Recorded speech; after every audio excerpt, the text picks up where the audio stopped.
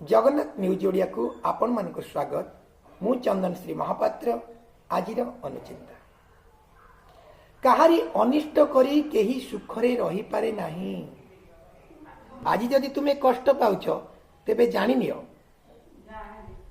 ताहा तुम कृत कर्मर फल। आपण माने जते कष्ट पाउछंदी भाबंतु मो भाग्य रे एमती थिला नाही आज्ञा। आपनको प्रारब्ध कर्म कृत कर्म ताकू एही समय मध्य रे आपनको काटी देई पारे। तेणु प्रारब्ध कर्म आपण भोगिबाकू निश्चित। ए जीवन भितरे केतेबेले दुख आसीबो कष्ट आसीबो भलो भी आसीबो।